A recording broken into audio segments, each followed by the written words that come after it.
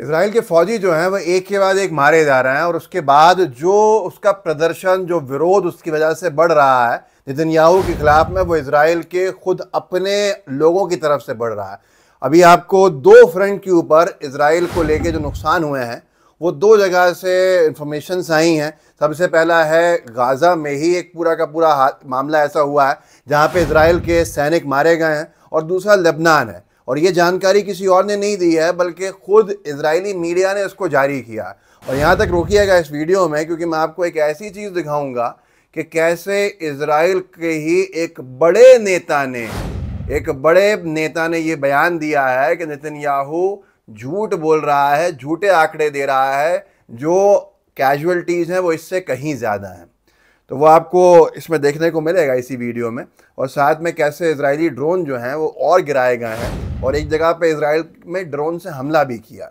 लेकिन सबसे पहले ये समझ लीजिए कि ये 4 तस्वीरें हैं और इजरायली मीडिया ने इसको जारी किया है कि we are heart broken to report on the death of 4 IDF soldiers who were killed during the current operation against Hamas in Gaza.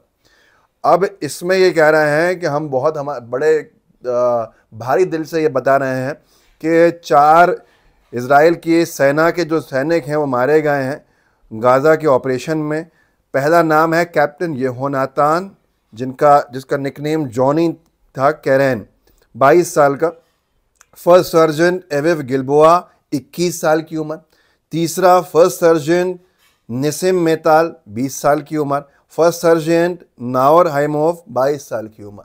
Israel की नेतन्याहू की सनक और नरसंहारी मानसिकता आज इजराइल के जो नौजवान 20 और 21 और 22 साल के हैं उनको मौत के घाट उतारने को मजबूर कर रही है। जिस तरह से ये भी जाहिर सी बात है, इजराइल ने जिस तरह से नरसंहार किया है, माओं की घरों को सूना किया है, कितने बच्चों को अनाथ किया है गाज़ा में। अब ये इजराइल के जो सैनिक हैं ये 20, 21, 22 साल की उम्र के हैं, इनकी माओं पे क्या बीत रही होगी इसका अंदाज़ा आप लगा सकते हैं। तकलीफ दे चीज़ है, लेकिन इसका ज़िम्मेदार कौन है? ज़िम्मेदार सिर्फ़ और सिर्फ नेतन्याहू की सनक है और नरसंहारी सोच है। ये तो हुआ है गाज़ा में, और दूसरा एक ऑपरेशन जो लेबनान में चल रहा है उसमें भी इसने इजराइल 4 अपने बड़े जो पदाधिकारी हैं सेना के, उनकी मौत को अनाउंस किया है। ये 4 तस्वीरें हैं, लिखा है we are heart broken to report on the deaths of 4 Israeli reserve soldiers who were killed during battle with Hezbollah operatives in southern Lebanon. इसमें यह कह रहा है इजराइल का मीडिया या इजरायली जो अधिकृत तौर पर जारी की गई है कि हम बहुत तकलीफ दे दिल से ये बता रहे हैं कि 4 इजरायली रिजर्व सोल्जर्स जो हैं वो मारे गए हैं हिजबुल्लाह के साथ लड़ते हुए, जिनमें एक का नाम है पहले का मेजर एलियव एमराम अबिठोल, ये 36 साल का। कैप्टन अमित चायूत, ये 29 साल का है, हाइफा से। भाई नाम ऐसा है अमित, सोचना चाहिए कहीं कोई हमारे देश से संबंध तो रखने वाला नहीं वहाँ ख़त्म हुआ। तीसरा है मास्टर सर्जन गिलाड एलिमलियाज, ये जेरूसलम से 30 साल का। चौथा captain rabbi Abraham Yosef Goldberg, Jerusalem से 43 साल का। गोल्डबर्ग का मैंने आपको, रब्बाई गोल्डबर्ग का कल भी बताया था कि ये वहाँ मारा गया है। ये मोटिवेशनल स्पीचेस देता था किसी भी हमले से पहले और उकसाता था इजरायली सैनिकों को गंभीर और घातक हमला करने के लिए। ये खुशी मनाता था जब इजराइल बच्चों को और बेकसूर लोगों को मारने पर लगा था हमास की आड़ में।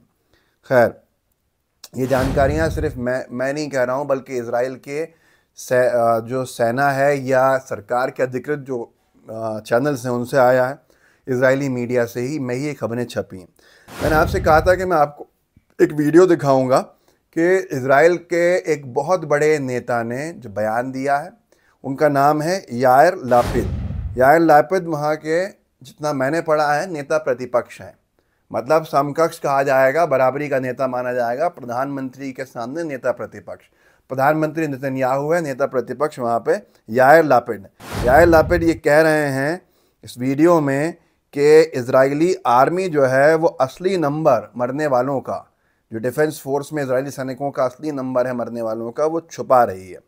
यायर लापिड बहुत गुस्से के साथ ये कहते हैं कि the army isn't releasing anything, army कोई ख़ास चीज़ रिलीज़ नहीं कर रही है। There is a limit to accepting fabricated truths instead of reality. एक सीमा होती है कि झूठ को कबूल करने का, वो भी फैब्रिकेटेड झूठ जो है असलियत के मुकाबले। अगर कोई शक है तो जाओ हॉस्पिटल्स जाके देखो, वहाँ आपको कैजुअल्टीज़ की असली संख्या पता चल जाएगी। ये हिब्रू में बोल रहे हैं, थोड़ा फिर भी सुन लीजिए। 11,000 פצועים, 819 לוחמים נהרגו אתמול ועוד 13 יהרגו מחר אם הממשלה הזאת לא תעשה משהו. אי אפשר להעמיד פנים. ये वहाँ के नेता प्रतिपक्ष का बयान है। उनका कहना है कि इजरायली सेना अपने आंकड़े छुपा रही है इजरायली सैनिकों के मरने के। अगर आपको कोई डाउट है तो जाइए अस्पतालों में जाके देखिए, इजराइल के अस्पताल भरे पड़े हैं हमारे सैनिकों से, ये उनका कहना है। जो लेबनान की तरफ से हिजबुल्लाह ने एक अनाउंसमेंट किया है कि हम्स 900, इससे पहले हम्स 200 और 300 गिराया था ड्रोन जो इजरायली मिलिट्री का है, और अब इन्होंने हम्स 900 4X UEB ये गिराया है मरजाउन एरिया में, सरफेस टू एयर मिसाइल जो ज़मीन से दागती है हवा के अंदर, उस मिसाइल के ज़रिए। और अगर आप देखें तो इन्होंने एक उसका वीडियो भी जारी किया है, और उसके अंदर साफ तौर के ऊपर, वो वीडियो तो मेरे पास नहीं है लेकिन ये साफ तौर पर उन्होंने कहा है कि हम्स 900 ड्रोन जो है ज़ायनिस्ट रजीम का हमने मरजाउन एरिया में नीचे गिराया।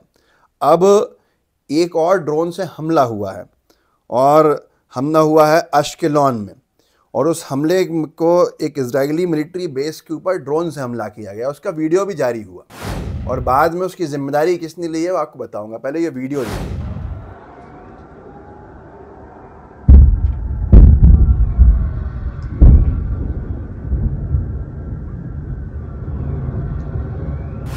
जो आपने बीच में देखा वो ड्रोन है। ड्रोन का दावा किया गया है कि ये इजरायली मिलिट्री बेस जो है अश्केलॉन में, उसके ऊपर गिराया गया है, और यमन ने इसकी रिस्पॉन्सिबिलिटी ली है। और यमन ने कहा है, यमन के जो स्पोक्समैन हैं यमनी आर्म्ड फोर्सेस के, कि हमने जो अश्केलॉन में सेवरल सुसाइड ड्रोन से हमला किया। तो ये सारी चीज़ें हैं, युद्ध बेकाबू हो चुका है, युद्ध हल नहीं होता है, लेकिन इजराइल की नेतन्याहू की सनक किस मकाम पे लाके खड़ा कर चुकी है मिडल ईस्ट में तमाम जगहों के ऊपर। ये चिंता का विषय होना चाहिए कि एक तरफ एक सन की देश है इजराइल, जिसका सन की प्रधानमंत्री है, जो किसी भी कीमत के ऊपर यूनाइटेड नेशंस की जो बातें हैं वो मानने को तैयार नहीं है, जबकि वो ये भूल जाता है, दुनिया के कई लीडर्सों से याद दिलाने का प्रयास भी किया कि जिस यूनाइटेड नेशंस के सारे प्रस्ताव जो पारित हो रहे हैं, जिनको वो ठोकरें मार रहा है और उनका वायलेशन कर रहा है, उसी यूनाइटेड नेशंस के एक आदेश से, एक प्रस्ताव से उस देश को मान्यता मिली और देश बना इजराइल। नहीं तो वो देश नहीं बन सकता था। उसी यूनाइटेड नेशन संयुक्त राष्ट्र के जो प्रस्ताव हैं, आज वो उनको मानने को तैयार नहीं है। बार बार रोकने के प्रयास हुए हैं, रोकने के लिए प्रस्ताव जारी हुए हैं, जिन पे वीटो कर सकता था यूएस, उसने वीटो किया। जहां वीटो नहीं भी किया, उस तक को मानने को इजराइल कभी तैयार नहीं हुआ। तो आप सोचिए, क्या हम पूरा सिस्टम कोलैप्स कर रहे हैं, या इजराइल मन बना चुका है तीसरे विश्व युद्ध का? ये बड़ा सवाल है, चिंता का विषय होना चाहिए, क्योंकि एक पूरी जनरेशन गाज़ा की ख़त्म होने की कगार पर है। तो इस वीडियो को आगे बढ़ाइएगा, लोगों को जागरूक ज़रूर कीजिएगा। जय हिंद, जय भारत। द लाइव टीवी, सच सबसे आगे।